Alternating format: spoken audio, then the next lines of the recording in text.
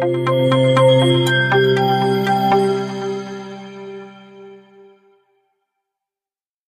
దేవుడు నమ్మదగిన దేవుడు. హల్లెలూయా. దేవునికి స్తుతి కలుగును గాక. మనం ఎప్పుడు బలహీనులమో అప్పుడే బలవంతులు. మన దేవుడు మన భరోసా. మన విషయంలో భయపడవలసిన అవసరం లేదు. దేవుడు మనల్ని నడిపించుకుంటారనేటువంటి భరోసా మనకుంది. ఇక్కడ ప్రభువు ఈ దినం కొరకు ఈ మాటను బయలుపరిచారు. 1వ సమూయేలు గ్రంథం 28వ అధ్యాయము 8వ వచనాన్ని ప్రభువు బయలుపరచడం జరిగింది. 6 నుండి చదివితే 6 నుండి 1 సమూయేలు గ్రంథం 28వ అధ్యాయము 6వ వచనం. యెహోవా యొద్ద విచారణ చేయగా యెహోవా స్వప్నము ద్వారానైనను ఊరీము ద్వారానైనను ప్రవక్తల ద్వారానైనను ఏమియు సెలవీయకుండెను. అప్పుడు సౌలు, నా కొరకు మీరు కర్ణ పిశాచము గల ఒక స్త్రీని కనుగొనుడి, నేను పోయి దాని చేత విచారణ చేతునని తన సేవకులకు ఆజ్ఞ ఇయ్యగా వారు చిత్తము. ఎందోరులో కర్ణ పిశాచము గల ఒకతే ఉన్నదని అతనితో చెప్పిరి.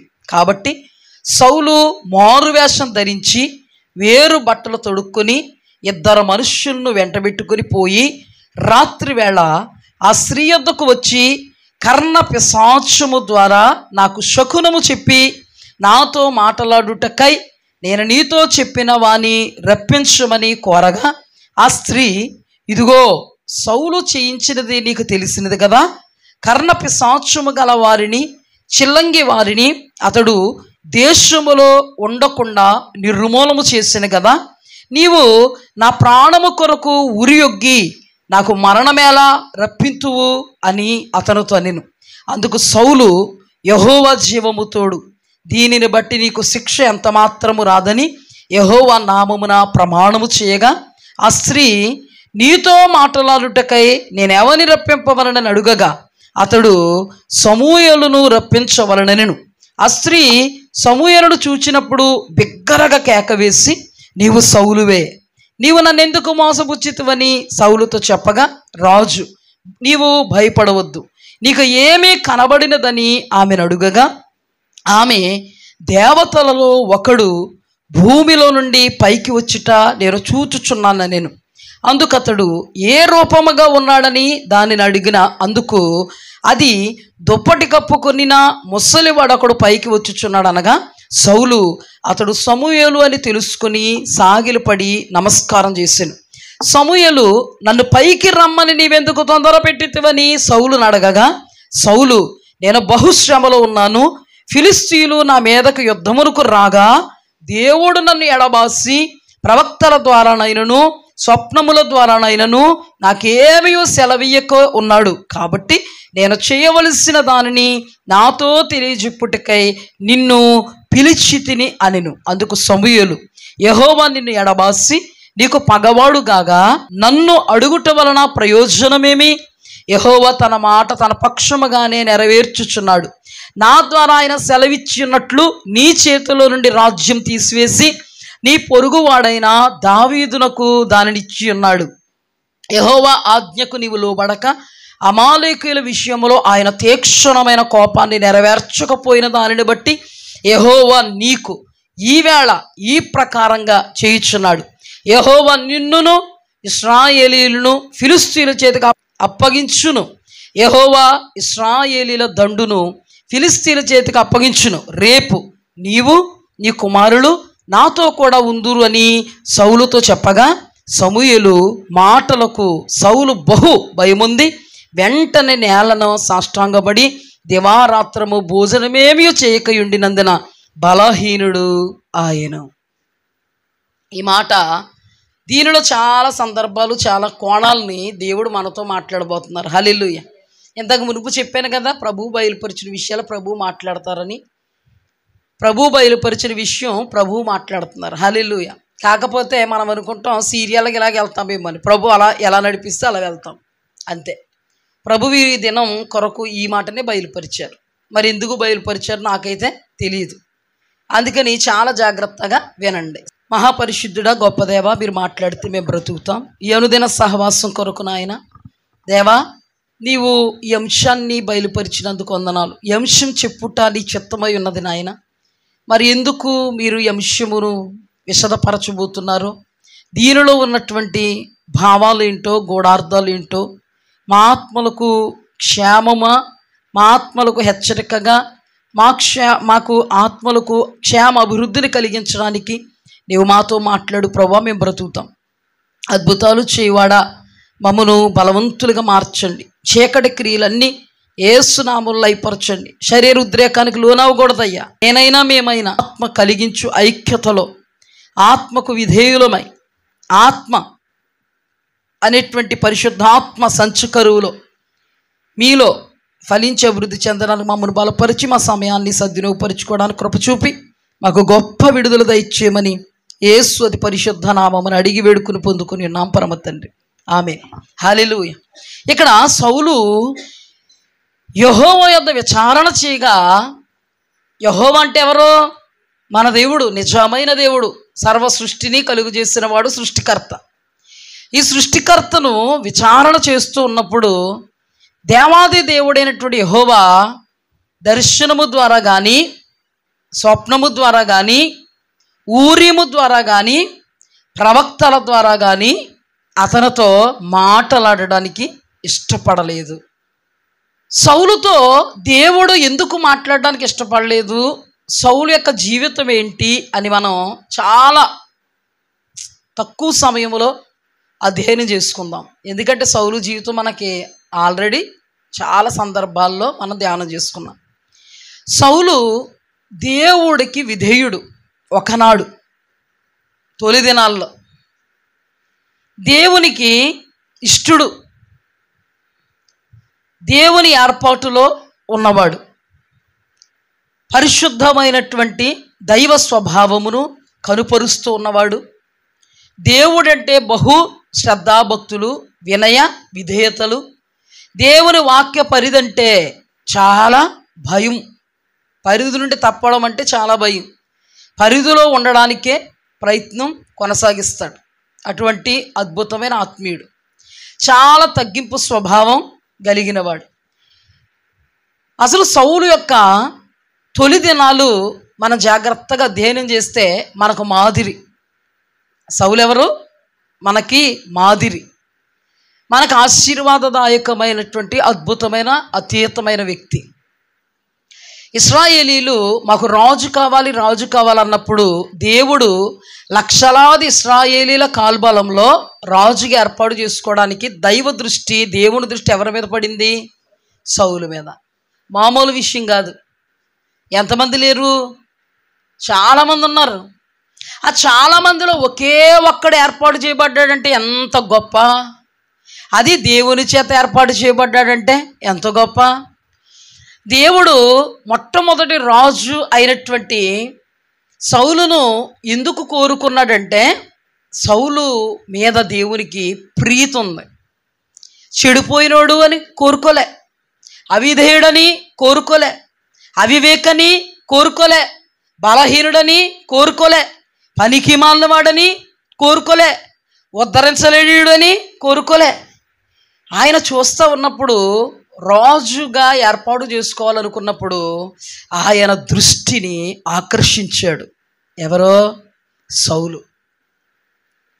దేవుణ్ణి ఆకర్షించగలిగేటువంటి పరిస్థితి దేవుని బిడ్డలమగా మనకి చాలా ఆవశ్యకం.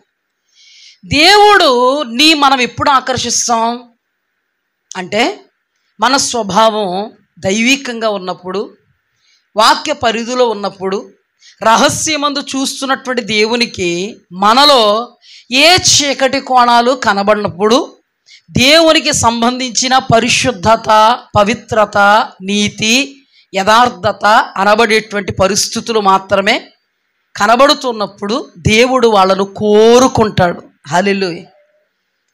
మీకు తెలుసా, దావీదును దేవుడు కోరుకున్నాడు. దావీదు జీవితంలో ఏముందని కోరుకున్నాడు? దావీదులో పరిశుద్ధత ఉంది, యథార్థత ఉంది, నమ్మకత్వం ఉంది, ఆరాధించే అనుభవం ఉంది. కూర్చున్నా, లేచినా, పండుకొని ఉన్నా, మేలుకొని ఉన్నా దేవుడు దేవుడు దేవుడు దేవుడు, కర్త కర్మ క్రియ దేవుడు, నా బ్రతుకుకు ఆధారం దేవుడు, నా జీవితానికి ఆధారం దేవుడు, నా స్థితిగతులకు ఆధారం దేవుడు, నా సర్వం ఆయనే, సమస్తం ఆయనే, ఆయన లేనిదే నేను లేను, నేను ఆయనకు సొంతం అనేటువంటి అనుభవంలో ఉన్నాడు. కాబట్టే దేవుడు దావీదుని కోరుకున్నాడు. ఇలా మనం చూసుకుంటూ పోతే ఎస్తేరును రాణికి ఎందుకు చేశాడు అంటే దేవుడు నీ ఆకర్షించింది ఎస్తేరు. యోసేపును దేవుడు సింహాసనం ఎందుకు ఎక్కించాడంటే యోసేపు దేవుణ్ణి ఆకర్షించాడు, అన్నలు వికర్షించారు. దేవుణ్ణి మనం ఆకర్షించాలంటే కూడా మనలో అటువంటి క్వాలిటీస్ ఉన్నాయంటే అన్యాయస్తుడైనటువంటి దేవుడు కాదు. నీ ముఖం చూడలేకపోతున్నాడు దేవుడు, నా ముఖం చూడలేకపోతున్నాడు దేవుడు. దేవుడు అంతే, ఒక్కొక్కరిని ఒక్క రకంగా చూస్తాడు అని అన్నీ అనవలసినటువంటి పరిస్థితులు మనకి లేవు. కొంతమంది అంటారు దేవుడికి చాలా కోపం వచ్చేసింది నా మీదే పగబట్టేసాడు అంటారు. లోకస్తులు కాదు, లోకస్తులు అయితే చెప్పుకునే అవసరత ఉండదు. ఇప్పుడు చూడండి, మన దేవుడిని మనం అలా అన్నాం, నిందించాం. వాళ్ళ దేవుడిని వాళ్ళు అలాగన్నా మనం ఏమీ ఇదైపోం. అనవసరంగా నమ్ముకుంది, ఒకరోజు ఎట్టాడు తట్ట నెత్తి మీద అనుకుంటాం అంతే. కానీ నిజంగా దేవుని బిడ్డలు అలా మాట్లాడుతున్నప్పుడు చాలా బాధ కలుగుద్ది. నయోమమ్మ ఉంది కదా మనకి, మాదిరా హెచ్చరిక. సర్వశక్తుడు మిక్కిలి దుఃఖం కలుగు చేశాడు, నన్ను మారానండి, నన్ను నయోమి అనవద్దు, నాకు విరోధైపోయాడు. నేను ఎత్తి మీద ఇప్పులు కొంపట తెచ్చిపెట్టుకున్నది నువ్వు, ఆయన ఏం చేశాడు మధ్యలో. మేమంతే, మా కేటగిరీ అంతే. మనం దేవుణ్ణి ఆకర్షించగలగాలి. దేవుడు ఆకర్షితుడంట తెలుసా. అద్భుతం ఏంటంటే మనం ఆయన్ని ఆకర్షించాలి, ఆయన మనల్ని ఆకర్షిస్తుంటే మనం ఏం చేస్తున్నట్టు వికర్షించేస్తున్నాం అనమాట. వికర్షణ తెలుసా, ఆకర్షణ వికర్షణ అంటే తెలుసా. కొన్ని సందర్భాల్లో అతుక్కుపోతాం, కొన్ని సందర్భాల్లో ఎవరైనా ఎక్కడ వారు ఎచ్చట ఉంటారు అంటాం. చూడండి, ఒక పాట ఉంది, ఆకర్షించే ప్రియుడా అందమైన దైవమా పరిపూర్ణమైన వాడా, ఆకర్షించే ప్రియుడా అందమైన దైవమా పరిపూర్ణమైన వాడా. ఆయన పరిపూర్ణుడే, ఆయన ఆకర్షిస్తాడు, నువ్వు ఆయన ఆకర్షించద్దు అంతేనా. ఆయన ఆకర్షిస్తాడు, కానీ నువ్వు ఆకర్షింపబడాలంటే, ఆయన్ని నువ్వు ఆకర్షించాలంటే ఆయన లక్షణాలు నీలో ఉంటే ఇద్దరేమవుతారు, ఆ అనుబంధంలో ముందుకు సాగుతారు. అందుకే యేసన్న గారు చాలా అద్భుతమైన పాటలు కట్టారు. ఆయన ఏమన్నారు, మన బంధము అనుబంధము, మన బంధము అనుబంధము విడదీయగలరా ఎవరైనాను ఏదైనాను రాజా. వాళ్ళిద్దరి మధ్యలో అంత బంధం ఉందంట. యేసన్న గారు దేవునికి మధ్యలో అంత అనుబంధం ఉందంట. మరి అందరూ పాట పాడితే, పాట కట్టారు కదా అని పాడేస్తారు అందరూ. ఈ క్రైస్తవులు చాలామంది ఆయన ఆకర్షించరు, కానీ పాట మాత్రం మన బంధమో కొట్టడే చెప్పడు పాడేస్తూ ఉంటారు. ఆ డ్రమ్ములు కొట్టేయడం, వీళ్ళు ఇంకా మైమరిచి వాడడం, తీరా అనుబంధం కాస్త విడాకులు అయిపోయినట్టు వికర్షణ. అక్కడ ఉన్నంతసేపే మనం దేవుణ్ణి ఆకర్షించాలి. అంత అద్భుతంగా ఆకర్షించాడండి దేవుణ్ణి అంత అద్భుతంగా ఆకర్షిస్తే ఆయనకి సింహాసనం ఇచ్చాడు దేవుడు. అయ్యా నేను ఎంత చూడనయ్యా, నా బ్రతుకు ఎంత, నా జీవితం ఎంత, నా తండ్రింటి వారు ఎంత, నా గోత్రం ఏపాటిది, నన్నేంటయ్యా నువ్వు ఏర్పాటు చేసుకుంటా. ఆశ్చర్యపోయాడు. ఒక షాక్ అనమాట. ఎవరికి? సౌలుకి. షాక్ అంటే ఏంటి, అసలు తను అనుకోలేదు నేను రాజునవుతానని అనుకోలే. అసలు అంత అద్భుతమైనటువంటి అనుభవములో ఉన్నాడు సౌలు. ఆ తర్వాత రాజు అయిన తర్వాత ఈయన పరిస్థితి ఎలా మారిందంటే, ఏ దేవుడైతే అతనిని జ్ఞాపకం చేసుకున్నాడో, సింహాసనం ఎక్కించాడో, ఆ దేవుడు మాటకే అవిధేయుడైపోయాడు. ఏమండి, పౌలు అంటాడు, ఆకాశము నుండి కలిగినటువంటి ప్రత్యక్షతకు నేను అవిధేయుడను కాక. అవిధేయుడు ఎంతవరకు కాలేదు? చచ్చేంతవరకు కూడా కాలే. హతసాక్షుల జాబితాలోకి వెళ్ళిపోతామని దేవుడు బయలుపరిచినా అవిధేయుడు కాలేదు. కానీ సౌలుకి ఎంత కృప ఇచ్చాడండి దేవుడు పౌలు గారితో పోల్చుకుంటే. సింహాసనం ఎక్కించి ఏమీ లేదు, చక్కగా సింహాసనం మీద ఉంటే దేవుడికి విధేయుడైతే దేవుడే రాజుగారి పక్షంగా యుద్ధం చేసి విజయం ఇచ్చేస్తారు. అంత అద్భుతమైనడు. అలాంటిది సౌలు ఆ భారం అంతా నానెత్తి మీద ఉండాలనుకున్నాడు. కొంతమంది భారాలు దించరంటండి.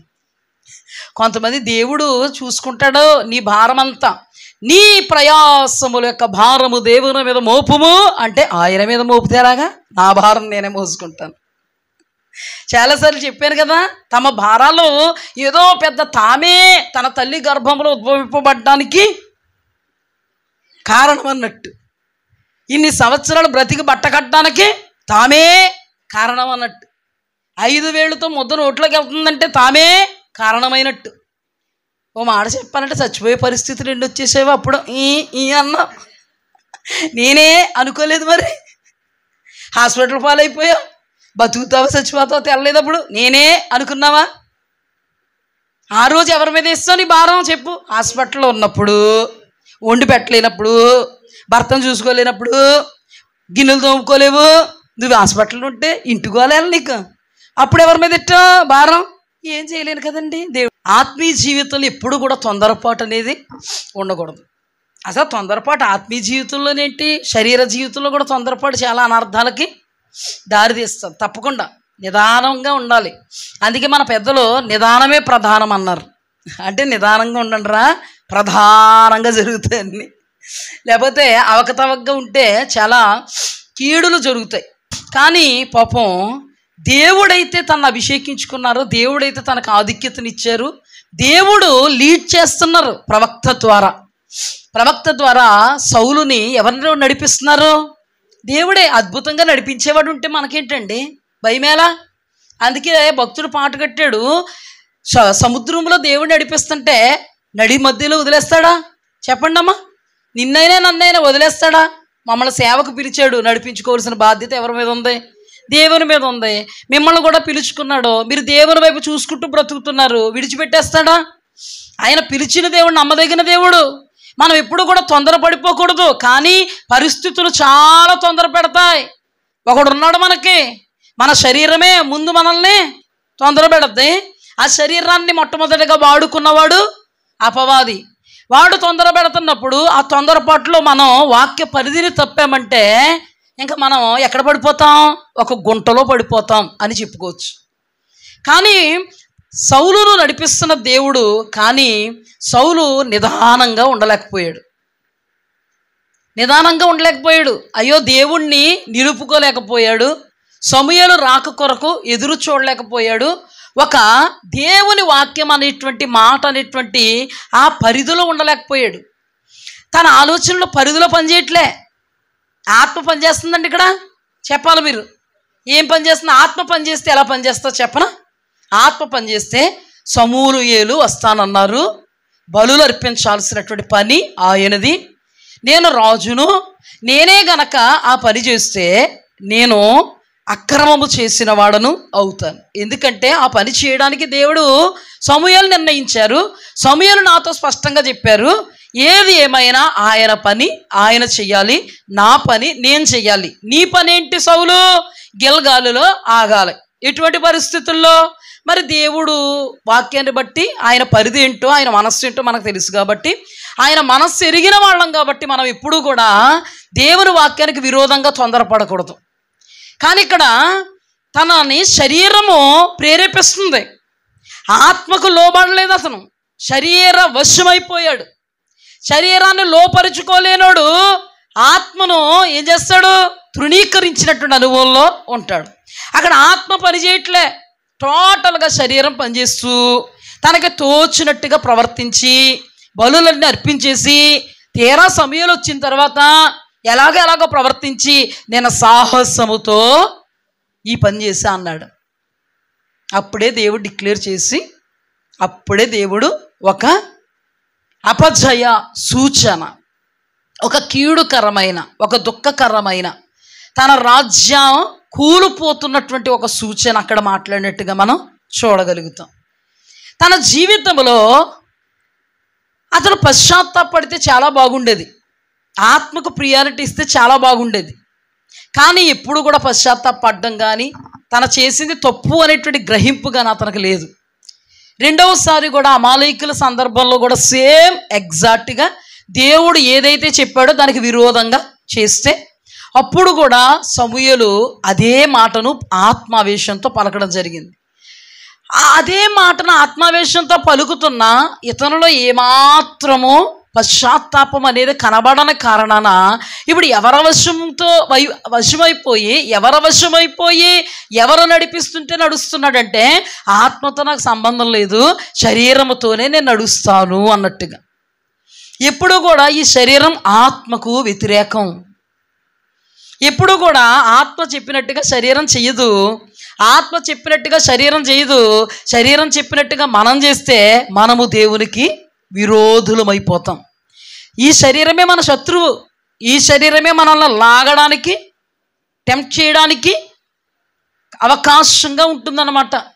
కానీ దీన్ని మనం క్రైస్తవ జీవితంలో ఎన్నో అనుభవాలు నేర్చిన వాళ్ళం, ఎంతోమంది జీవితాలను ధ్యానించిన వాళ్ళం. ఇతడు శరీరానికి ప్రియారిటీ ఇచ్చాడు కానీ ఆత్మకు ప్రియారిటీ ఇవ్వలే. శరీరానుసారులు శరీర విషయాల మీద మనస్సు ఉంచుతారంట. శరీరానుసారమైన మనస్సు మరణం, ఆత్మానుసారమైన మనస్సు జీవం, నిత్య జీవం. కానీ ఇతడు ఎప్పుడు చూసినా కూడా ఆత్మకు ప్రియారిటీ ఇవ్వట్లే, శరీరానికే. నేను రాజుని అంటుంది శరీరం, నేను తగ్గించుకోకూడదు అంటుంది శరీరం. నేను సమూయేలుతో తగ్గించుకుని మాట్లాడటం ఏంటి, నేను అయ్యయ్యో బాబాయ్ అనడం ఏంటి, నేను దేవుడి దగ్గరికి వెళ్ళి పశ్చాత్తాపడటం ఏంటి, రాజుని అవదేటి మరి అప్పుడప్పుడు అన్నట్టున్నాడు. తప్పులు జరగవేంటి, రాజు ఆయన ఏమన్నా రాజా, హే రాజు, రాజుగారికి ఉంటాయి అన్ని కష్టాలు. ఒకవైపున శత్రువులు వచ్చేస్తే ఏం చేస్తాం, ఇప్పుడు వేసేసావా నువ్వు చెప్పు చెప్పు. ఏం జరిగింది అంటే దేవుడు కోపానికి గురైపోయాడు. దేవుడు కోపానికి గురైనడు వెంటనే వచ్చిందండి శిక్ష, కానీ దురాత్మ మాత్రం వచ్చింది. అంతకంటే పెద్ద శిక్ష ఏముందండి? ఎవరైనా ఏమన్నా అనుకుంటే, వెళ్తుంటే యాక్సిడెంట్ అయిపోయి కాలేసి ఊడిపోయింది అనుకో శిక్ష అనుకుంటారు. ఏదైనా నష్టం కలిగిందనుకో దేవుడు శిక్ష వేసేసాడు అనుకుంటారు. ఏదైనా జరిగిందనుకో శిక్షించేసాడు దేవుడు అనుకుంటారు. అంతకంటే పెద్ద శిక్ష ఏమీ లేదు. దురాత్మ వచ్చి విరిపించింది, దేవుని ఆత్మ పోయింది, అంతకంటే పెద్ద శిక్ష ఏముంది అతనికి? దేవుని ఆత్మ విడిచిపోయింది, దురాత్మ ఒకటి వచ్చి తెస్టేసుకుని కూర్చుంది. ఇప్పుడు ఇది దేవుని ఆలయం కాదు. ఏ ఆలయం ఇది? ఇప్పుడు అపవిత్రాత్మలకు పుట్టినిల్లు. ఎలా మారిపోయాడినా? అపవిత్రాత్మల పుట్టినిల్లుగా మారిపోయాడు. ఎంతటి వాడు, ఎంత స్థితికి దిగజారిపోయాడు. ఏం దిగజార్చింది? తన శరీరాన్ని అనుసరించి నడిచిన కారణాన అతడు ఏమైపోయాడు?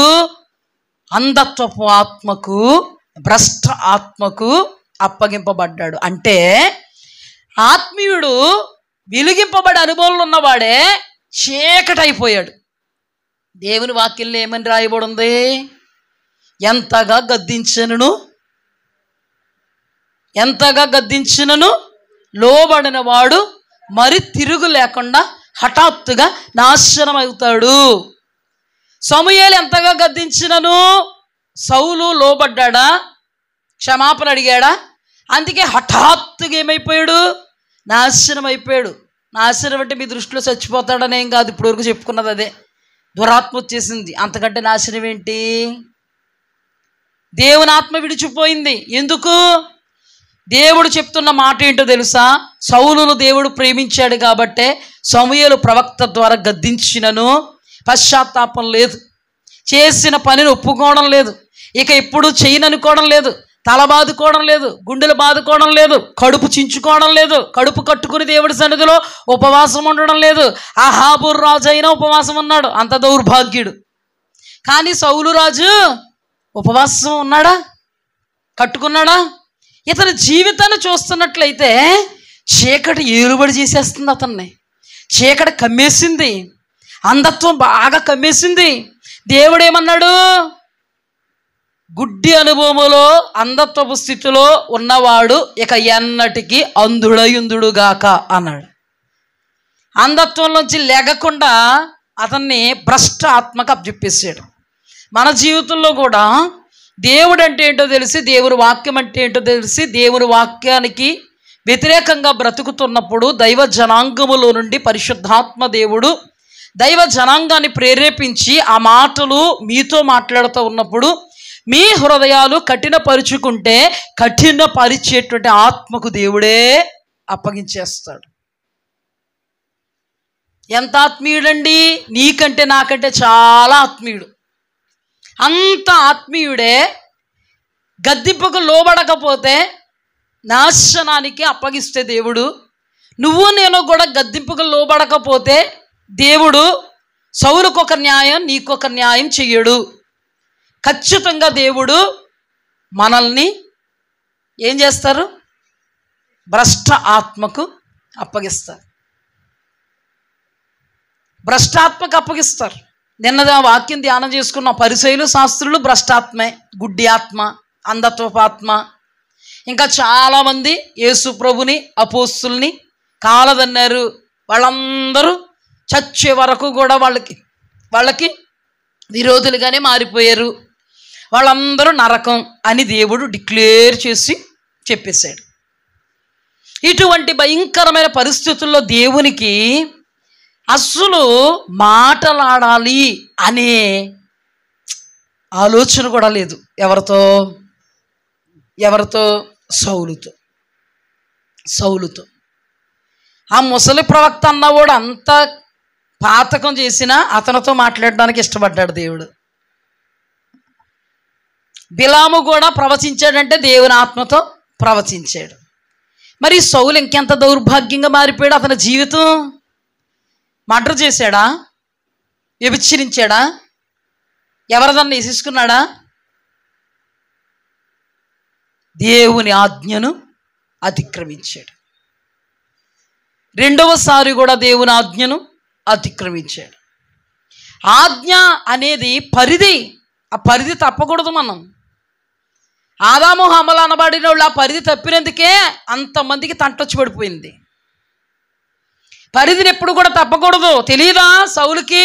అంధత్వపు నేత్రాలు కమ్మేసి శరీరానుసారిగా నడిచాడు కాబట్టి ఇక లేవడు సౌలు. ఏం జరిగింది తర్వాత? దేవుడు మాట్లాడడానికి ఇష్టపడట్లే. అతని జీవితంలో బూతులు మాట్లాడటం చూస్తాం. అతని జీవితంలో కన్న కొడుకును కూడా చంపడానికి వెనకాడలేదు.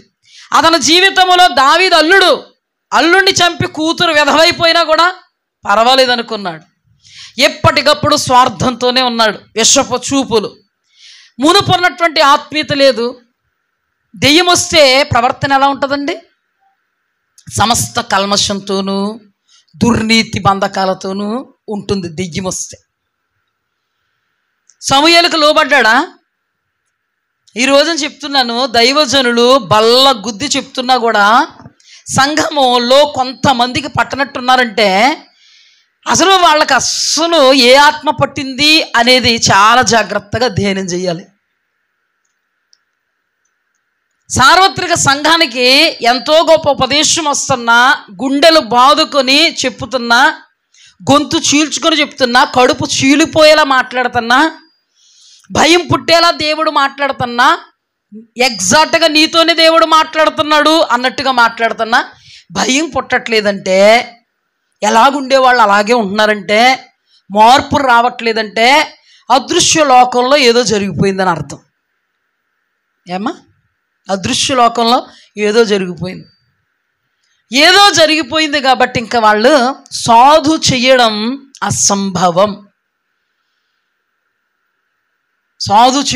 అసంభవం.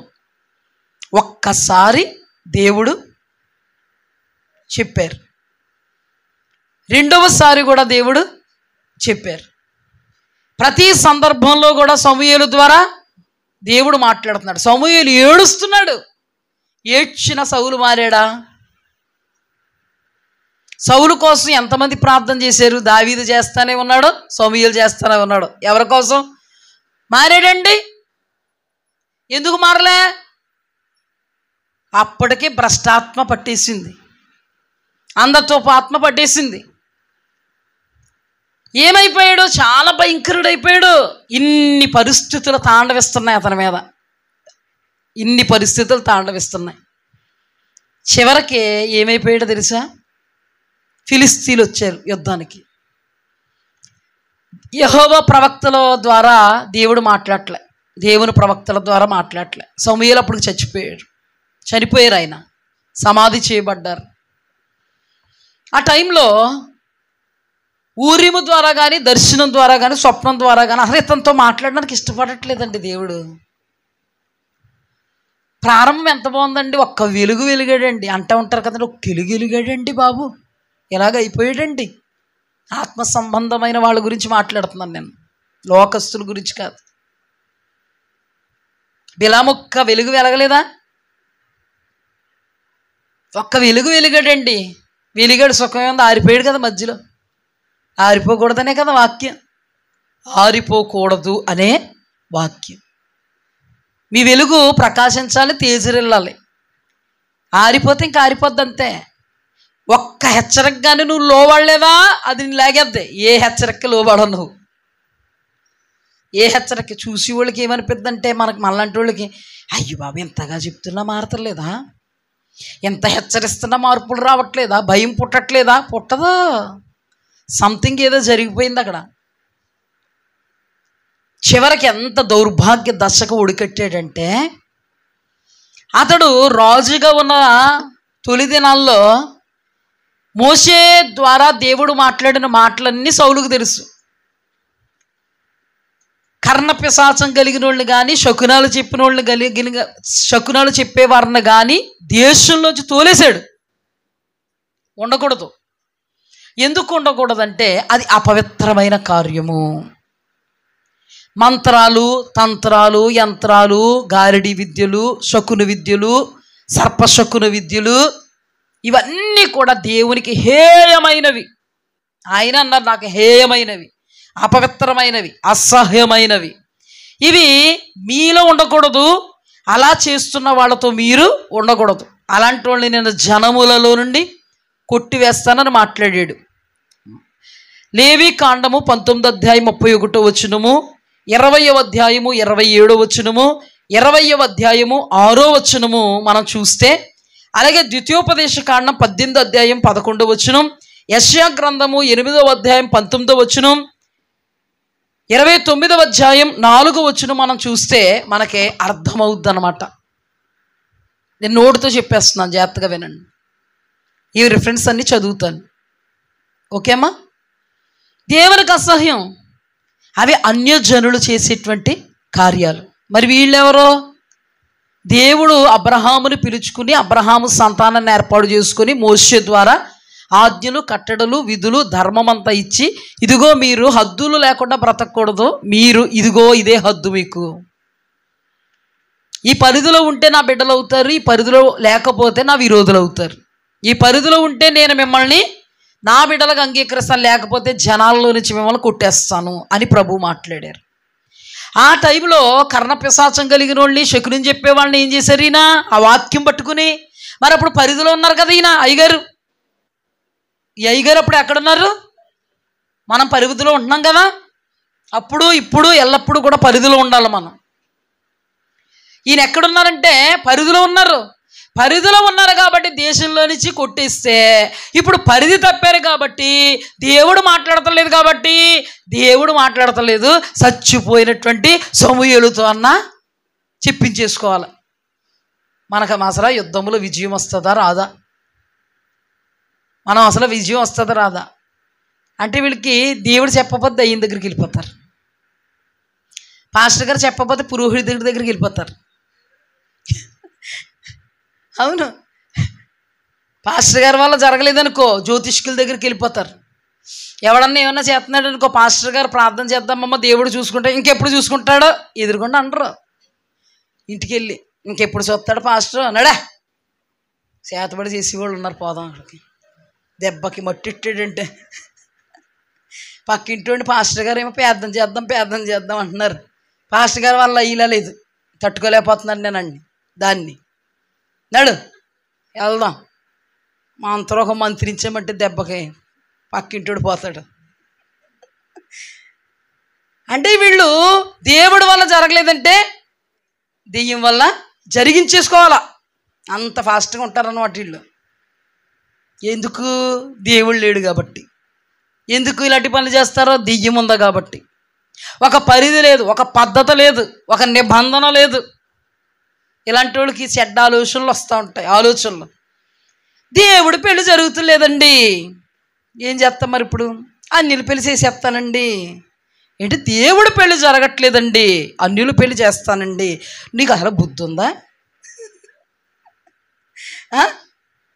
చాలా చూసామండి, చాలా చేసామండి, పిల్లలు దొరుకుతులేదండి.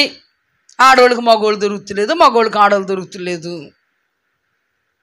నీ పిల్లని దేవుడు పుట్టించాడంటే పెళ్ళికి ఎవరినో పుట్టించే ఉంటాడు కదా, పుట్టించడా?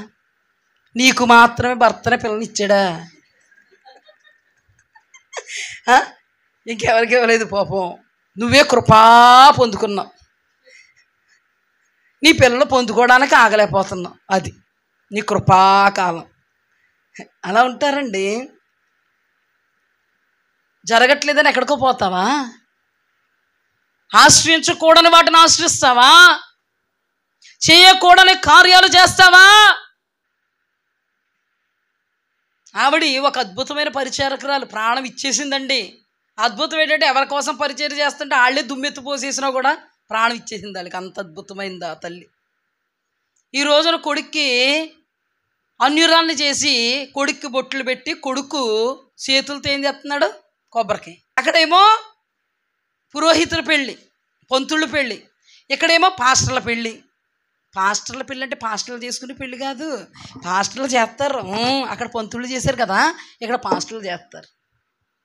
ఎంత నీచానికి దిగజారిపోతారా? ఇప్పుడు అక్కడ పెళ్ళి అయిపోయింది, ఇప్పుడు అయ్యగారులు అందరూ ఇక్కడ ఏం చేస్తారా? ఒక నీతి ఉంటుందండి దేవుడు బిడ్డకే, ఒక వే ఉంటుందండి దేవుడు బిడ్డకే. ఎటు వీలేస్తేట, ఎటు గాలేస్తేట. గడ్డి పరక్ అంటే హీనమా? దేవుణ్ణి ఏం చేస్తున్నారండి? పూట కూటు కోసం తాకట్టెట్టేసాడండి యాషావు. ఇదేనా దైవత్వం అంటే? దైవత్వం కలిగిన భక్తులు మరణాన్ని ఎదురొడ్డి నిలబడిపోయారే. దేవుడు బిడ్డలు వచ్చే వరకు చూడలేకపోతున్నారు వీళ్ళు. దేవుడు బిడ్డలు వచ్చే వరకు చూడలేకపోతున్నారా? ఏం నేర్పించారు నీకు? లేదండి. అలాగే వీళ్ళు లేకపోతే ఇలాగేనండి, ఇటు వీలు లేకపోతే ఇలాగేనండి. మేము ఎవరు అనుకుంటున్నారు? ఎటు వీలైతే అటు దూకేస్తాం, ఎటు వీలైతే అటు దూకే, అక్కడి నుంచి నరకానికి దూకేద్ది. మాకు అనుభవాలు ఉన్నాయి. దొరుకుతులేదండి, అన్యులు చేసేయమంటారా? నా దగ్గరికి వచ్చి అన్యులు చేసేయమంటావా నువ్వు?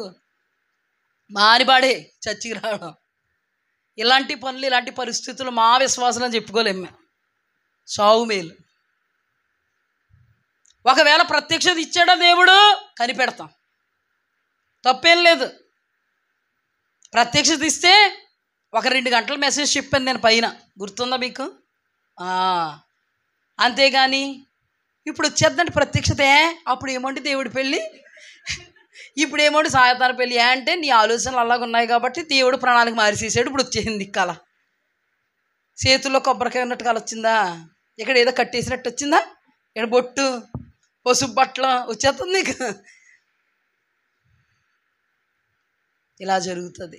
సౌలు ఎలా ఉన్నవాడు ఎలాగ అయిపోయాడండి, ఎలాంటోడు ఎలాగ అయిపోయాడండి సౌలు. అయ్యో బాబోయ్, సైతాను గడు అలా లాగేస్తాడు. లాగేస్తాడు.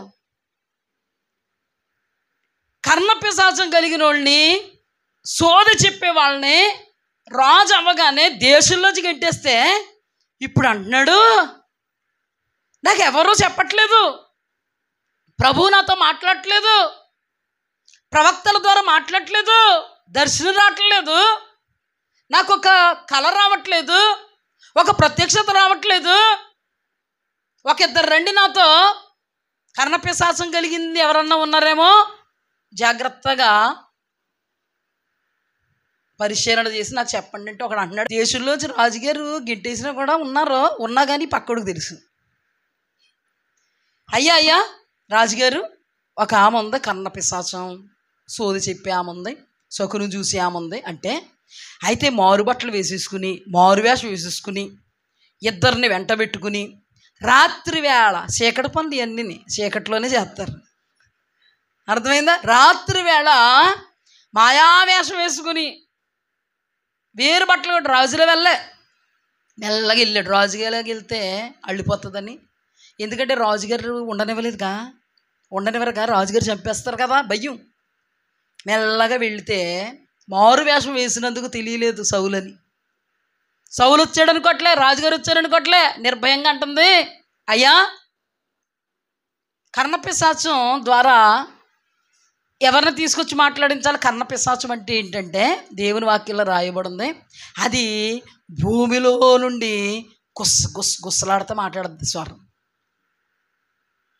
చదివిస్తాను. యెషయా గ్రంథము 8వ అధ్యాయం 19వ వచనం. వారు మిమ్మల్ని చూచి కర్ణపిశాచి గల వారి యొద్దకును కిచకిచలాడి గొణుగు మంత్రజ్ఞుల యొద్దకును వెళ్ళి విచారించుడని చెప్పినప్పుడు జనులు తమ దేవుని యొద్దనే విచారింపవద్దా? సజీవుల పక్షముగా చచ్చిన వారి యొద్దకు వెళ్ళుదగునా? ధర్మశాస్త్రమును ప్రమాణ వాక్యమును విచారించుడి. ఈ వాక్య ప్రకారము వారు బోధించని ఎడల వారికి అరుణోదయము కలగదు. అంటే ఇక్కడ ఏంటంటే దేవుని బిడ్డల్ని దేవుడు ఎవరి హస్తాలకు అప్పగిస్తారా? దైవజనులు బోధించకపోతే వాళ్ళకి శాపం. ఇక్కడంట రాయబడిన మాట ఏంటంటే, కర్ణపిశాచం యొద్ద కిచకిచలాడి గొణుగు మంత్రజ్ఞుల యొద్దకు వెళ్ళి విచారించుడని చెప్పినప్పుడు జనులు తమ దేవుని యొద్దనే విచారింపవద్దా? సజీవుల పక్షంగా చచ్చిన వారి యొద్దకు వెళ్ళదగునా? అంటే ఏంటంటే, మీరు వెళ్ళకూడదు, దేవుణ్ణి నేను లేనా? సౌలు అంటాడు, నువ్వు ఉన్నా మాట్లాడతలేదు, అందుకే వెళ్ళిపోయాను. అసలు ఎందుకు మాట్లాడట్లేదు? నీకు అంత పేషెన్స్ ఉన్నాయా? మాట్లాడట్లేదు ప్రభు, గుండు బాదుకున్నావా? నీలో దెయ్యం ఉంటే బాదుకొనిస్తుందా? నిన్ను సరాసరి కర్ణపిశాచం దగ్గర తీసుకుపోదు, కర్ణపిశాచం దగ్గర తీసుకెళ్ళిపోదు నిన్ను. ఈ కర్ణపిశాచం గురించి రాయబడిందనమాట. కిచకిచలాడు గొడుగు మంత్రజ్ఞులు, వీళ్ళందరూ ఎవరో కర్ణపిశాచం వాళ్ళు, కిచకిచలాడేవాళ్ళు, సోది చెప్పేవాళ్ళు, వీళ్ళందరూ ఎవరో మంత్రజ్ఞులు. ఈ మంత్రాల దేవునికి అసహ్యం. చాలా రెఫరెన్స్ ఉన్నాయి, ఇప్పుడు చూపించడానికి లేదు, కానీ మంత్రాల అపవిత్రం దేవుని దృష్టికి. ఈ మంత్రాలు దేవునికి అసహ్యం అనమాట. ఇంకో కర్ణపిశాచం ఏం చేస్తుంది? 29వ అధ్యాయము 4 నుండి. అప్పుడు నీవు అనపబడి నేల నుండి పలుకుచుందువు, నీ మాటలు నేల నుండి ఒకడు గుసగుసలాడునట్లుండును. కర్ణపిశాచి స్వరం వలె నీ స్వరం నేల నుండి వచ్చును. అంటే కర్ణపిశాచం నేలలో నుంచి మాట్లాడుద్ది. కర్ణపిశాచం అనే మంత్రాలు చదివిన వాళ్ళు నేలలో నుంచి చచ్చినోళ్ళతో మాట్లాడేస్తారు తెలుసా. అందుకే దేవుడు అంటున్నారు, సజీవుల కొరకు విచారించడానికి చచ్చినోళ్ళ దగ్గరికి వెళతారా? మాయా మంత్రాలు ఇవన్నీ కూడా చచ్చిపోయిన వాళ్ళ ద్వారా మాట్లాడిస్తారు. మంత్రాలు, తంత్రాలు, యంత్రాలు ఇవన్నీ కూడా దేవునికి ఏంటి? అసహ్యం. కర్ణపిశాచం నేలలో నుండి గుసమని మాట్లాడుతుంది, గుణాలు మాట్లాడద్దు అనమాట. స్వరం వినబడుద్ది. ఎక్కడి నుంచి? నువ్వు ఇక్కడ కూర్చున్నావు, ఇక్కడి నుంచి వినబడుద్ది అంట అని. చచ్చినోళ్ళు ఎవరు? చచ్చినోళ్ళు. ఇప్పుడు మన అయ్యగారు బ్రతికు ఉన్నవారి పక్షంగా చచ్చినోళ్ళ దగ్గరికి విచారణ చేయడానికి వెళ్ళాడు. ఎందుకు వెళ్ళావంటే ఏమంటాడు తెలుసా? కర్ణపిశాచం దగ్గరికి వెళ్ళలేము కానీ పైకి రమ్మన్నాను, పేలుతోనే మాట్లాడాను కానీ ఇంకెవరితోనూ మాట్లాడలేదు. అలా సరిపెట్టుకుంటావు నువ్వు? అలా సరిపెట్టుకుంటావా? కొంతమంది కూడా పెళ్ళిళ్ళు చేసి, మేము ఆ పెళ్లి చేసాము కానండి అసలు అందరికీ వెళ్ళలేదండి, బట్టలు అట్టలేదండి, కాళ్ళు కడగలేదండి, వేరే వెళ్ళినట్టేమండి, కాళ్ళు కడుగుతాక వేరే వాళ్ళతో కడిగిచ్చామండి. ఎంత విచిత్రంగా ఉంటుంది చూడు కొంతమందిది. బాజాలు భజంత్రాలు అండి వినబడుతున్నాయి కదండి, ఆళ్ళలో తిరగలేదండి, పక్కన కూర్చున్నానండి. అన్నం కూడా తింటామానే ఇలా ఉంటుంది. సరిపెట్టేసుకోవడం. ఏం పెట్టుకోవడం? ఈయన ఇప్పుడు అడిగితే కన్న పిశాసం దగ్గరికి వెళ్తాం తప్పు కదంటే, దేవుడు మాట్లాడట్లేదు, ప్రవక్తలు మాట్లాడట్లేదు, దర్శనం రాలేదు, స్వప్నం రాలేదు, ఊరిమి ద్వారా కూడా మాట్లాడలేదు. కర్ణ పిశాసం దగ్గరికి వెళితే వెళ్ళాను, కానీ సేవకుడి దగ్గరికి వెళ్ళాను. ఆ రూట్లో వచ్చావా? సేవకుడి దగ్గరికి వెళ్ళాను.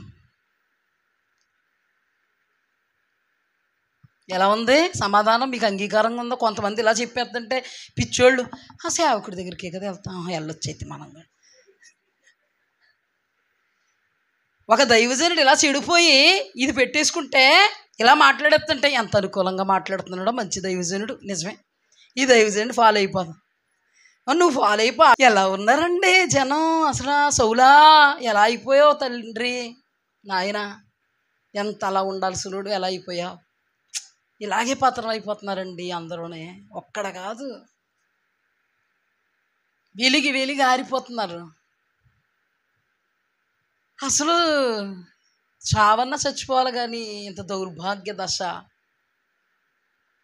అన్నాడు. ఎవరిని తీసుకురావాలి బాబు అని అడిగింది ఆవిడ. సమూయేలు తీసుకురా. సమూయేలు బోల్డ్ మంది ఉంటారు కదా, వచ్చినోడు రాజు అనుకోవట్లే, ఎవరో వ్యక్తి అనుకుంటుంది సమూయేలు చెప్పడానికి. సమూయేలు చాలామంది ఉంటారు కదా, భయపడలేదు, నిర్భయంగా ఈ మంత్రాలు వల్లించేస్తున్నప్పుడు సమూయేలు పైకి వచ్చేసి. మంత్రాలకు పవర్ లేదనుకుంటున్నారా? ఓ మాట చెప్పండి, సైతానుగాడు శక్తిమంతుడే కదా. అది యేసుక్రీస్తు ప్రభువారిని ఎక్కడ తీసుకెళ్ళిపోయాడు? అసలు ఆకలితో ఉంటే ఆయన సొమసిల్లిపోయి ఉంటే గిరా గిరా తిప్పేస్తున్నాడు. దైవ కుమారుణ్ణి శిఖరం మీద నిలబెట్టేశాడు, పెద్ద కొండ మీద నిలబెట్టేశాడు. ఆయన అసలు పాపం శరీర ఆకారంలో ఉన్నారేమో, 40 రోజులు అన్నపానాలు లేక చాలా క్లిష్ట స్థితిలో ఉన్నా చాలా శోధించేస్తున్నాడు. శోధనలో పడిపోయారు ఆ యేసయ్య. వాడు ఏం చేయగలడు? ఏదైనా చేయగలడు. యోబుని ఎలా ముత్తాడండి? అసలు యోబు కుమార్తెలు చచ్చిపోవడానికి కారణం ఎవరు? సైతాను. కొంతమంది అంటారు వాక్యం ధ్యానం ఉండాలి. చాలామంది అంటారు ఈ వాక్యాన్ని బట్టి, దేవుడు యోబు ప్రాణం మీద నీకు అధికారం లేదన్నాడు, సైతానుగాడికి ప్రాణం మీద అధికారం లేదనేసారు. నేను అంటున్నాను, మరి సైతానుగాడికి ప్రాణం మీద అధికారం లేదు, యోబు గురించి మాట్లాడాడు దేవుడు. మరి యోబు కుమార్తెలను ఎవరు చంపేశారు? మరి యోబు దగ్గర ఉన్న పనులు కూడా మనుషులే కదా, వాళ్ళు పశువులు కాదు కదా, మరి వాళ్ళని ఎవరు చంపేశారు? సైతానుగాడు కదా. మరి చేతబడి చేసి ఎందుకు చంపేస్తున్నారు? ఆడి శక్తి కలిగినోడే, కానీ ఒక్కరోజు భరతం పడతాడు దేవుడు అండి, అగ్నిగుండంలో పడేస్తాడు తెలుసా.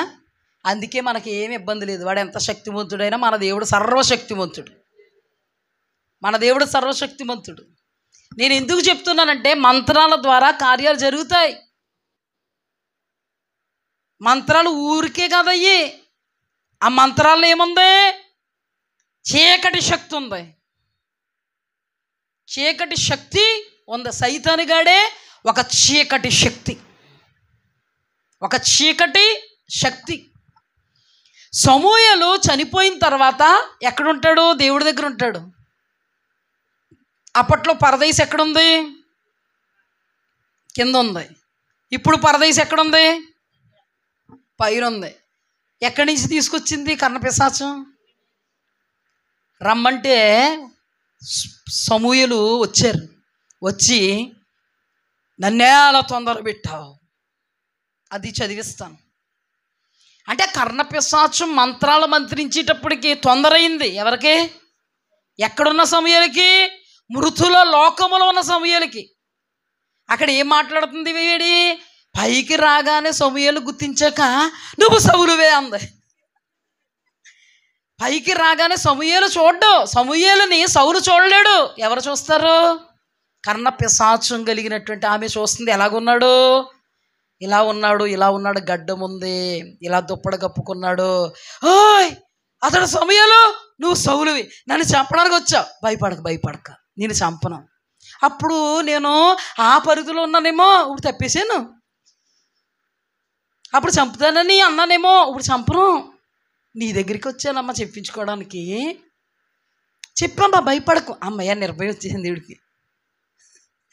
ఏమొచ్చింది? నిర్భయం వచ్చేసింది. సమూయేలు అంటున్నాడు అప్పుడు 14 వచ్చిన 28-14.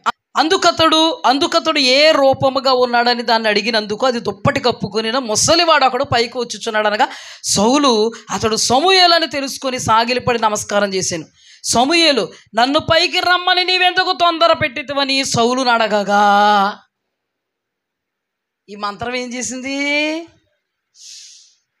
చనిపోయి మృతుల లోకములో పరదైసులో ఉన్నటువంటి సమూయేలును ఎక్కడికి లేపింది? పైకి లేపింది. ఎవరితో మాట్లాడిస్తుంది ఈ కర్ణపిశాచం? మంత్రగత్తె సౌలుతో సౌలు సంభాషణ జరుగుతుంది. సౌలుని అన్నారు సమూయేలు నన్ను పైకి రమ్మని నీవెందుకు తొందర పెట్టింది సౌలును అడగగా సౌలు నేను బహు శ్రమలో ఉన్నాను కాబట్టి ఎంత నీచమైన పనికైనా నేను విడిగట్టేస్తాను. నాకు కష్టం వచ్చింది కాబట్టి, నాకు ఇబ్బంది వచ్చింది కాబట్టి, నాకు అటు ఇటు కూడా ఏమీ కనబడతలేదు కాబట్టి, ముందుకు అడిగేయడానికి దైవికంగా ఏమీ తలుపులు తెరవబడలేదు కాబట్టి నేనే ఈ తలుపులు తెరిచేసుకుని వచ్చేసాను. ఫిలిష్తీయులు నా మీదకు యుద్ధానికి రాగా దేవుడు నన్ను ఎడబాసి ప్రవక్తల ద్వారానైనా స్వప్నముల ద్వారానైనా నాకేమీ సెలవీయకున్నాడు. కాబట్టి నేను చేయవలసిన దాన్ని నాతో చెప్పుటకై నిన్ను పిలిపించి తిని. ఎవరి ద్వారా? మంత్రగత్తె, శకునగత్తె, కర్ణపిశాచం ద్వారా పిలిపించింది. అందుకు సమూయేలు యెహోవా నిన్ను ఎడబాసి నీకు పగవాడు కాగా నన్ను అడుగుట వలన ప్రయోజనమేమి? యెహోవా తన మాట తన పక్షముగా నెరవేర్చుచున్నాడు. నా ద్వారా ఆయన సెలవిచ్చినట్టు నీ చేతి నుండి రాజ్యం తీసి నీ పొరుగు వాడైన దావీదుకు దాన్ని ఇచ్చి ఉన్నాడు. యెహోవా ఆజ్ఞకు లోబడక అమాలేకీయుల విషయములు ఇప్పుడు ఫస్ట్ యెహోవా ఆజ్ఞకు లోబడక అమాలేకీయుల విషయములు ఆయన తీక్షణమైన కోపం నెరవేర్చకపోయిన దాన్ని బట్టి యెహోవా నీకు ఈ వేళ ఈ ప్రకారం చేశాడు. అంటే డిక్లరేషన్ ఎప్పుడు జరిగింది? నేను అన్నానా? జరిగిపోద్ది, డిక్లరేషన్ అయిపోద్ది. ఇప్పుడు జరగచ్చు, ఎప్పుడో జరగచ్చు, స్పాట్లో జరగచ్చు. అవునా? అందుకే బ్రతుకుతున్న బ్రతుకు చాలా జాగ్రత్తగా బ్రతకాలి. ఈ తలుపు తెరుచుకుని కర్ణపిశాచం దగ్గరికి వెళ్ళిపోయి సమూయేలుని తీసి తెచ్చేసుకుని ఎవరితో మాట్లాడాలనుకున్నాడో అలా మాట్లాడేసి ఆ వేలు వెళ్ళిపోయాడు ఆయన దగ్గరికి, సమూయేలు దగ్గరికి. సమూయేలు దేవుడు మాట తప్పడు. నీతో దేవుడు ఏదైతే చెప్పాడో అదే. నీ స్థానంలో దేవుడు వేరే ఒకరిని కోరుకున్నాడు, ఆ స్థానాన్ని అతనికి ఇచ్చాడు. రేపు ఈ వేళకు నీవు నీ కుమారులు నాతో పాటు ఉంటారంటే మృతుల లోకంలోకి వచ్చేస్తారు. యెహోవా నిన్ను ఇశ్రాయేలీయులను ఫిలిష్తీయుల చేతికి అప్పగించును. యెహోవా ఇశ్రాయేలీయుల దండును ఫిలిష్తీయుల చేతికి అప్పగించును. రేపు నీవు నీ కుమారులు నాతో కూడా ఉందురని సౌలుతో చెప్పాను. నాతో కూడా ఉందురంటే ఏంటి? మృతుల లోకంలో. అప్పుడు భయం పట్టుకుని అప్పుడైనా అన్నం తింటాం మానేసాడు, కానీ ప్రార్థన చేయలేదు. చేయడానికి ఎలాగంటే మనం కూడా అర్థం చేసుకోవాలి కదండి. దెయ్యం ఉంటే ప్రార్థన చేద్దాం, దెయ్యం ఉంటే దేవుడికి లోబడద్దా, దెయ్యం ఉంటే దైవజనుడికి లోబడద్దా? ఆ దెయ్యం ఎలాగ నడిపిస్తే అలాగే నడుస్తారుగా.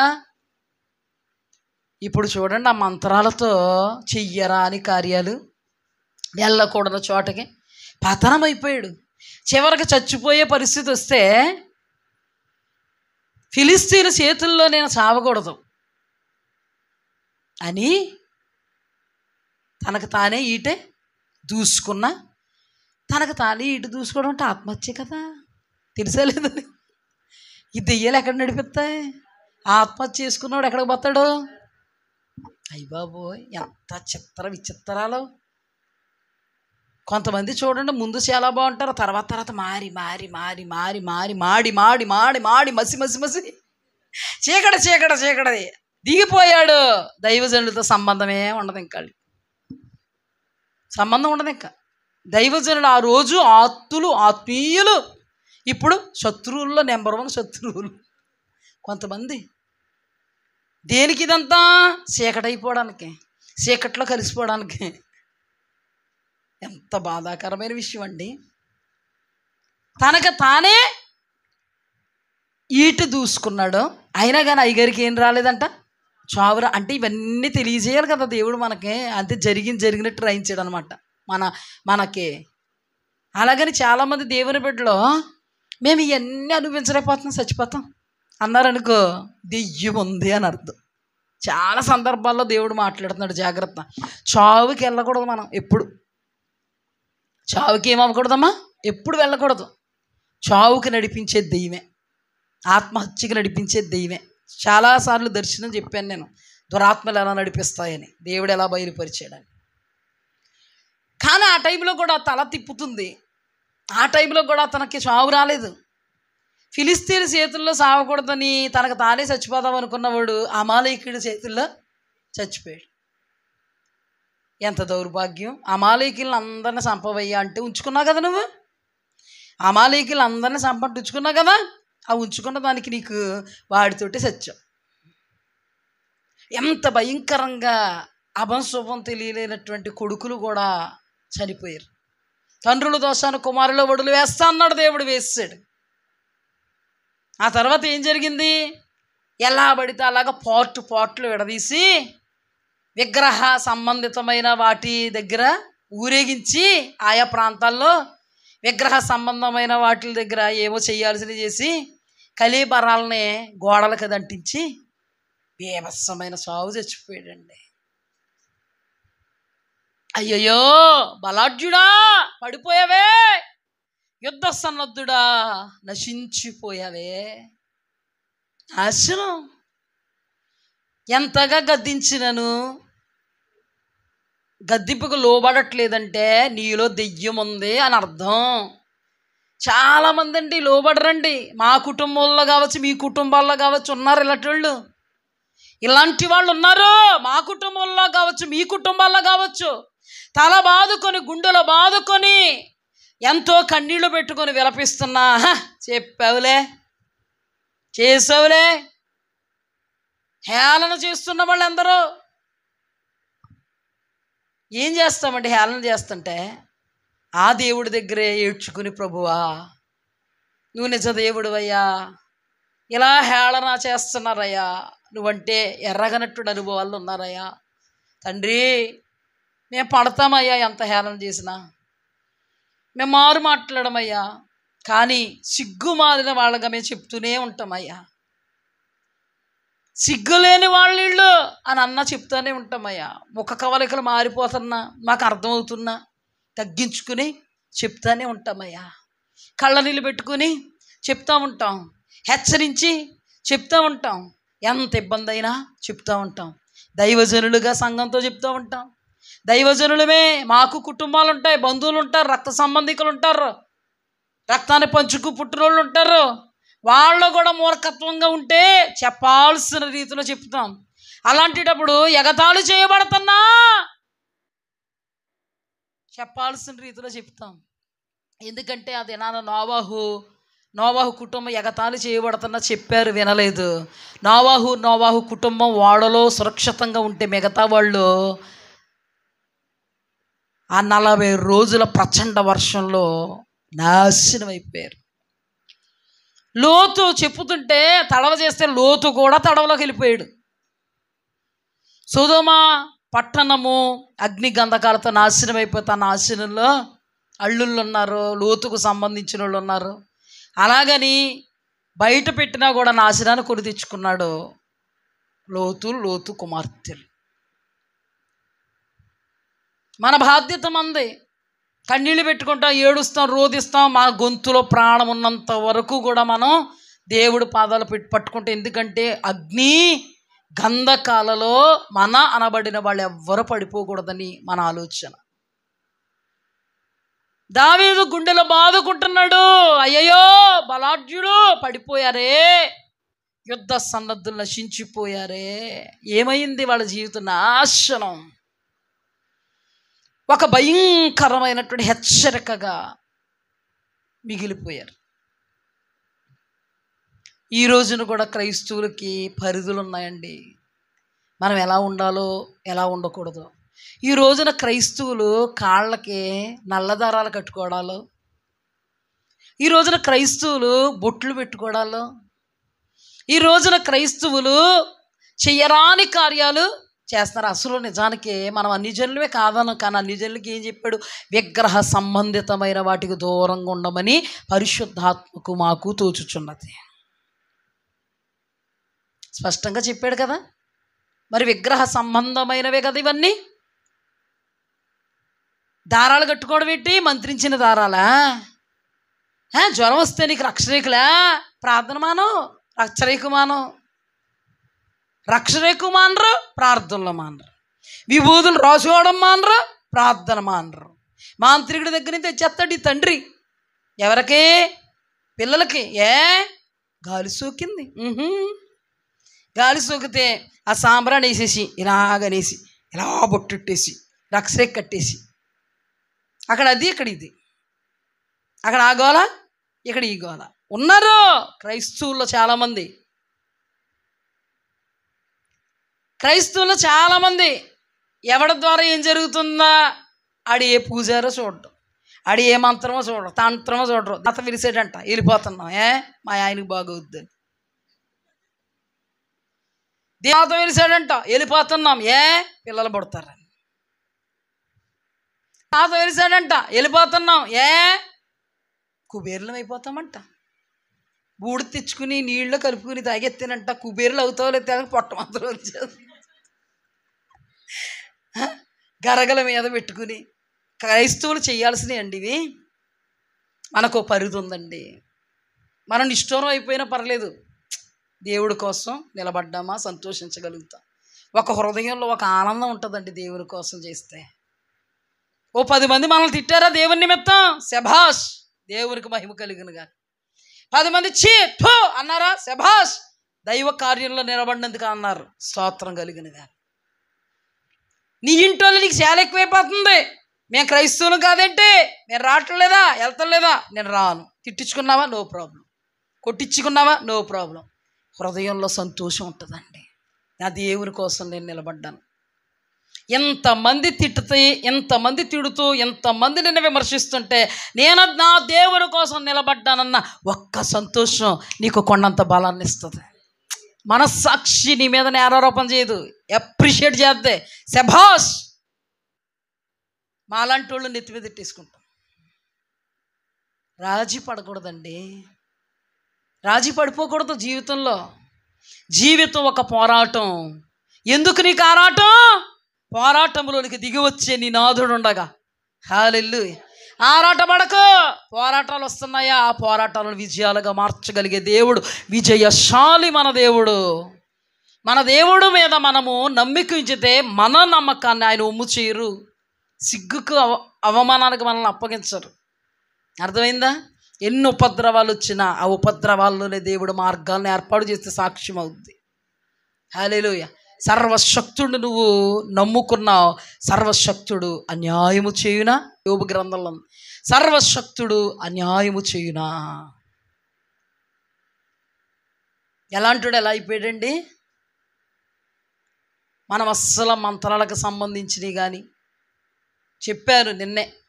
తేలు కుట్టిందండి, మంత్రం వేయించుకోనా? అది మంత్రం వేయించుకోకూడదు. పాము కరిసిందండి, మంత్రం వేయించుకోనా? అది మంత్రం వేయించుకోకూడదు. మళ్ళీ నీ ఏదో అమ్మోరు తల్లి అంటారు ఏంటి, చికెన్ ఫాక్స్ని. అలాంటప్పుడు వేపాకులతో జాడించేస్తారు ఇలా. అలా వేయించుకుంటామా? మనం వెళ్ళకూడదు. ఇలాంటి మాంత్రికులు ముస్లిమ్స్లోనూ ఉంటారు, ఇలాంటి మాంత్రికులు అన్యుల్లోనూ ఉంటారు, ఇలాంటి మాంత్రికులు క్రైస్తవుల్లో కూడా ఉంటారు. వీళ్ళు గ్యాదరింగ్ ఎలాగంటే ఆ విద్య ఈ విద్య, ఆ విద్య ఈ విద్య చూసుకుని ఆడికి ఇష్టం వచ్చినట్టు ఆ విద్యలో పెరిగాడేమో తీసుకొచ్చే యాపాకులు కూడా తెచ్చుకొచ్చేటప్పుడు. ఇలాంటి వాళ్ళ దేవుని వాక్యం తెలియలేని వాళ్ళు అండి. ఇష్టానుసారంగా మనస్సుకి శరీరానికి ఎంత తోస్తే అంత ఉద్రేకంతో నిలబడేవాళ్ళు వీళ్ళందరూ. వీళ్ళందరినీ అబద్ధికులు అంటారు. దేవుడు అంటాడు, నేను ఏర్పాటు చేసుకోలేదు, నేను పిలుచుకోలేదు, నేను అసలు మాట్లాడలేదు. ఇలాంటి వాళ్ళు అందరూ అంటారు, నేను దెయ్యాలను నిలగొట్టేస్తాను, తీసుకొచ్చేయండి. తీసుకొచ్చేసాము, దెయ్యం వెళ్ళిపోయింది, ఏం చేయమంటారండి? ఏం చేయక్కర్లేదు, పూజలు చేసి. ఎప్పుడు? రేపటి నుంచి. వాడు అబద్ధికుడు కదా, పూజలు చేసే అన్నవాడు. నీకు దెయ్యం విడుదలవ్వాలి అంతే కదా. కొంతమంది దేవుని బిడ్డలో ఇలాంటి వాళ్ళ దగ్గరికి కూడా క్యూ కడతారు. మాకు దెయ్యం వదలాలండి, ఏదైతేనో. మంత్రజ్ఞులు వదిలిస్తున్నారు కదా, ఈ క్రైస్తవ మంత్రజ్ఞుడు వదిలిస్తాడంతే. నువ్వు కన్నపిశాచం దగ్గరికి వెళ్ళి సమూయేలునే పిలిచావు, తప్పు కాదనుకుంటున్నావు. ఇప్పుడు నువ్వు ఆ మంత్రజ్ఞుడి దగ్గరికి వెళ్ళి వీళ్ళండి అన్యులు కాదండి, యేసుబాబు పాస్టర్లు అండి, అందుకనండి అక్కడికి వెళ్ళామండి. ఏం చెప్పాడు నీకు? పూజ చేయమని చెప్పాడా? దేవుని వాక్యానికి విరోధిగా ఎవడైతే ఉన్నాడో వాడు అబద్ధికుడు, అబద్ధానికి జనకుడు. అందుకే దేవుని వాక్యములు అదేనా అనేకమైన అబద్ధ ప్రవక్తలు వచ్చి ఏర్పాటు చేయబడిన వారిని సహితం మోసగిస్తారు. ఈ అబద్ధ ప్రవక్తలు, అబద్ధం అంటేనే చీకటి గాడికి సంబంధించింది. అర్థమైందా? అబద్ధం అంటేనే ఎవరికి సంబంధించింది? అబద్ధ ప్రవక్త అని వాడికి పేరు వచ్చిందంటే ఆల్రెడీ వాడు సైతానిగాడు, ఉచ్చులో బంధకంలో ఉన్నాడు. అందుకే రాత్రి చెప్పుకున్నట్టుగా ఆ బర్యేసు అనబడిన వాడు యూదుడే కానీ వాడు ఎవడో అబద్ధ ప్రవక్త. వాళ్ళే ఏముంది? వాక్యానికి విరోధమైనంతా ఉంది. పాస్టర్లు అయినా కూడా అటువంటి అనుభవాలు ఉంటే అబద్ధ ప్రవక్తలు అవుతారు. అర్థమైందా? ఇలాంటి వాళ్ళు చాలా చేస్తారు, మంత్రాల వల్ల, తంత్రాల వల్ల, యంత్రాల వల్ల. ప్రార్థన వల్ల కాదు ఇది. అలాగని కొంతమంది ఇవన్నీ అభ్యసించేసి ప్రార్థన ప్రార్థన ప్రార్థన అంటే నేను అన్నానా? నీలో దేవుని వాక్య పరిధిలో నువ్వు లేకుండా దేవుడు దేవుడు దేవుడు అంటే నిన్ను పట్టుకునేది దెయ్యమే అన్నాను. సౌలు కూడా ఇవేమీ లేకుండా ఏమన్నాడు? దేవుడు దేవుడు దేవుడు అని ప్రార్థన అన్నీ మానలేదు, దురాత్మ వచ్చేసింది, పట్టేసుకుంది గట్టిగా. అందుకే దేవుడి దగ్గర ఆషామాషి కాదు, అల్లటప్ప కాదు. అర్థమైందా? దేవుని నామం ఎంత గొప్పదో. దెయ్యమే స్కేవయ అనబడేటువంటి యాజకుడు యొక్క 7 కుమారుల్ని పరిగెత్తిచ్చేయింది. ఏసునామం అంటే మామూలు ఏంటి మరి? ఆ ఏసయ్య ఏసయ్య ఏసయ్య అనుకుని పెట్టుకుని లోపల ఉండకూడని ఉండి ఉపవాసాలు చేసేస్తున్నామండి. మేము బాగా ఆరాధనలు ఎగిరేస్తున్నామండి. నిన్ను ఎగిరించేది దైవమే, ఖచ్చితంగా నిన్ను ఎగిరించేది దైవమే. వెలుగు కనబడిపోతుంది. వెలుగు వేషం వేసుకోడాడు.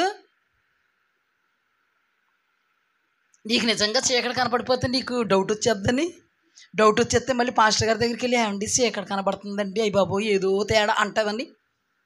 తేడా కనిపెట్టుకోకుండా ఎప్పుడూ కనబడి వెలుగు మీద ఎక్కువ కనబడిపోద్ది. ఇప్పుడు అంటే వెలుగుదోత, దాని పేరు ఏం పేరు? వేషం. ఈ వేషం వేసుకుంటుంది, వేషంతో వస్తుంది. వాడు ఎవడో వేషం వేసి నటించి మోసం చేసి మోసంలో పడవేసి వాడితో పాటు లాక్కి వెళ్ళిపోతాడు. అందుకే దెయ్యం పట్టింది అంటది. దెయ్యం పట్టిన వాళ్ళకి ఎవరికైనా ప్రార్థన చేసామో అనుకో, నువ్వెవరవే అన్నావు, నేను పలానా.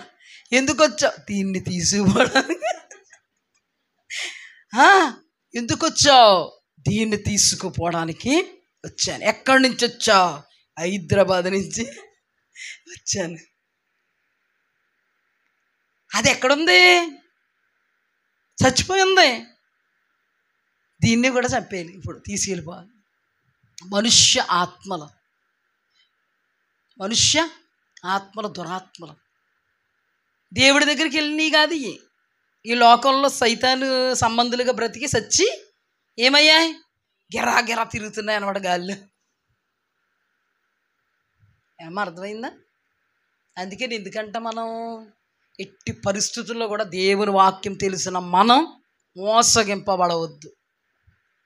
సౌలు జీవితం మన ముందు ఒక హెచ్చరికగా దేవుడు పెట్టేశాడు, ఒక భయంకరమైనటువంటి సంఘటనగా, అయ్యయ్యో అని రొమ్ము కొట్టుకోగలిగేటువంటి పరిస్థితిగా పెట్టేశాడు. మనమేమి సౌలంత ఆత్మీయులం కాదు. అప్పుడు సౌలు ఆత్మీయతతో పోల్చుకుంటే ఇప్పుడు మనకు ఎవరికైనా అంత ఆత్మీయత ఉందా అంటే చాలాసార్లు పైనుంచి కిందకు పరీక్షించుకుంటే కానీ వెళ్దాం, ఉందో లేదు. అలాంటి అనుభవం. ఎలా అయిపోయారండి ఏమండి? చాలా బాధ కలుగుతుంది కదా ఇలాంటి పరిస్థితులు. కొంతమంది చెప్పుకుంటూ ఉంటాం, ఒక టైంలో వాళ్ళు దేవుడు అంటే ఎంత ఇదో తెలుసు వాళ్ళకి, ఒక టైంలో దైవజనులు అంటే ఎంత ఇదో తెలుసు వాళ్ళకి. మరి ఇప్పుడు అవన్నీ ఏమైనాయి? గాలికి పోయినాయి. ఎప్పుడు అటువంటి అనుభవాల్లోకి దిగజారకండి అమ్మ, హెచ్చరక్కి వెళ్ళిపోకండి. హెచ్చరకి వెళ్ళిపోకండి. మంత్రజ్ఞుల దగ్గరికి వెళ్ళట్లేదు, తంత్రాల దగ్గరికి వెళ్ళట్లేదు అని మీరు చాలా టేక్ ఇట్ ఈజీగా తీసుకుంటారేమో. దేవుని వాక్యానికి విరోధంగా బ్రతకడమే ఘోరం. సౌలు ఎప్పుడు కూడా అలా చేస్తానని అనుకోలే. సౌలు ఎప్పుడు బూతులు మాట్లాడతాను నేను అనుకోలే. సౌలు ఎప్పుడు నా కన్న కొడుకునే ఎవడో దావీదు మీద కోపంతో చంపేస్తాను అనుకోలే. సౌలు ఎప్పుడు కూడా ఆ దావీదు మీద కోపంతో నా కూతుర్ని విధవ చేసేస్తాను అనుకోలే. ఇప్పుడైనా అనుకున్నాడు. అనుకోని సంఘటనలు జరుగుతున్నప్పుడు వివేచించుకునేటువంటి పరిస్థితి లేదే, కమ్మేసింది. ఏమైంది? కమ్మేసింది. చాలా బాధపడవలసిన విషయం. దేవుని బిడ్డలు తొలి దినాల్లో ఉన్నట్టుగా ఇప్పుడు లేదా, కమ్మేసింది. నేను అన్నాను, మన ఆత్మీయ జీవితం దినదినం అభివృద్ధి పొందుతుందా దిగజారుతుందా అనే విషయాన్ని చూసుకోవాలి. లేకపోతే సంథింగ్ ఏదో జరుగుతుంది, జరిగింది. పరీక్ష చేసుకోకపోతే చాలా కష్టం. అందుకే ప్రతి రోగానికి పరీక్ష ఉంది. షుగర్కి నెల నెల టెస్టింగ్, థైరాయిడ్కి నెల నెల టెస్టింగ్, నీ ఆత్మీయ జీవితానికి టెస్టింగ్ వారం వారం, అనుదినం. ఎంత అద్భుతమో చూడండి. ప్రతిరోజు టెస్టింగే మీకు. ఎప్పటికప్పుడు టెస్ట్ చేస్తుంటే తెలిసిపోతున్నప్పుడు ఏం చేస్తాం? షుగర్ ఎక్కువైపోయింది అనుకో, ఏం చేస్తాం? థైరాయిడ్ ఎక్కువైపోయింది దానికి ఏం చేస్తాం? మారుస్తాం. మన జీవితంలో కూడా మనం ఏం చేయాలి? ఎప్పటికప్పుడు మనల్ని మనం చూచుకుంటూ అలర్ట్ అయిపోవాలి. చాలా బాధ కలిగించింది కదా జీవితం. కర్ణపిశాచాలని వాటిని వీటిని విసిరుగొట్టినోడు చివరికి ఎక్కడికి వెళ్ళాడు? దేవుడు ఎలా తీర్పు తీర్చాడో చూడండి. అతనికి ఏ అమాలేకీయుడినైతే చంపాలన్నాడో ఉంచాడు, అదే అమాలేకీయుడు చేతుల్లో చచ్చిపోయాడు. ఏ సమూయేలు తల బాదుకుని ఏడుస్తూ హెచ్చరించాడో ఆ సమూయేలు ఉన్నప్పుడు సమూయేలు విలువ తెలుసుకోలేదు. చచ్చిపోయిన తర్వాత కర్ణపిశాచం దగ్గరికి వెళ్ళి సమూయేలుని పైకి లేపిన మహానుభావుడు ఈయన. ఉన్నప్పుడు విలువలు తెలియదండి. ప్రియ దేవుని సంగమా, మేము ఈ రోజున మీతో ఉంటున్నామేమో, ఇంక కష్టమట ఉండడానికి ఉండదు. అందుకే దేవుడు ఇచ్చిన ప్రతి ఉపదేశాన్ని కూడా మీకు ఏం చేస్తున్నాం? మీ మదిలో పెడుతున్నాం. మీరు దీన్ని అన్వయించుకోవాలి. ఎప్పుడు మేము ఉంటామని కాదు. ఒక్కో పీరియడ్లో దేవుడు ఒక్కో రకంగా వాడుకుంటాడు, మీకు తెలియదేమో. అప్పుడు సండే స్కూల్లో చెప్పినట్టుగా ఇప్పుడు నేను సండే స్కూల్ చెప్పట్లే. పెద్దవాళ్ళని చెప్పగలిగేటువంటి పరిస్థితులు నిలబెట్టారు నన్ను. అప్పుడు పెద్ద బాధ్యతలు లేవేమో, ఇప్పుడు బాధ్యతలు నా నెత్తి మీద నిప్పులు కుంపట్లాగా నా శక్తికి మించున్నాయి. ఆ తర్వాత ఇంకా బాధ్యతల మీద పెడతాడు. ఎందుకంటే నమ్మకమైన వారి మీద దేవుడు ఇంకా అనేకమైన పనుల మీద బాధ్యతలు ఇస్తాడు. ఇంకా అష్టమాట ఇదే జరిగిపోద్ది అనుకోవద్దు. సమూయేలు ఉన్నప్పుడు సమూయేలు విలువ తెలియలేదు. సమూయేలు పోయిన తర్వాత సమూయేలు విలువ తెలిసి కర్ణపిశాచం దగ్గరికి వెళ్ళి సమూయేలు పిలుచుకున్నాడు. ఉన్నప్పుడు సమూయేలుని అంగీకరించాడా? ఇప్పుడు సమూయేలు చెప్పిన మాట కోసం ఆతృత పడుతున్నాడు కానీ ఆ రోజు సమూయేలు చెప్పిన మాటకి లోబడ్డాడా? పశ్చాత్తాపడ్డాడా? ఏమైపోయింది జీవితం? ఏ కుమారుణ్ణి అయితే దావీదు విషయంలో చంపాలనుకున్నాడో అదే కుమారుణ్ణి అభంశుభం లేనివాడిని యుద్ధంలో పోగొట్టుకోవాల్సి వచ్చింది. ఒకే రోజు కుమారులందరూ కూడా దౌర్భాగ్యపు చావు చచ్చిపోయారు. ఒక తండ్రిగా వెలిగింపబడిన అనుభవంలో ఉన్నవాడు ఆరిపోయాడు కాబట్టి అతని జీవితం అంతా కొడుకులకు కూడా ఆశీర్వాదాన్ని ఇవ్వలేక ఒక శాపాస్పదమైనటువంటి స్థితికి దిగజారిపోయినటువంటి పరిస్థితిలో సౌలు దిగజారిపోయాడండి. ఎంత అద్భుతమైన వాడు! అభిషక్తుడు కాదా? ఆత్మీయుడు కాదా? ఆత్మీయ లోతుల్లో ఉన్నవాడు కాదా? దేవుడు అంటే భక్తి లేదా? భయం లేదా?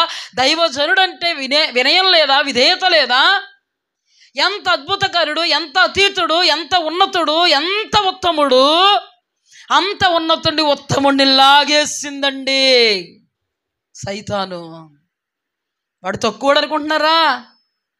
ఇందాక చెప్పుకున్నాం కదా, సమూయేలు తొందర పెట్టేశాడు కర్ణపిశాచం మంత్రం.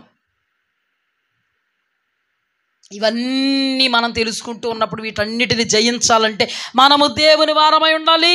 దేవుని పక్షముగా నిలబడాలి, దేవుని వాక్య పరిధిలో ఉండాలి. సైతానుగడు ఎంత శక్తిమంతుడైనా మన దేవుడు సర్వశక్తిమంతుడు.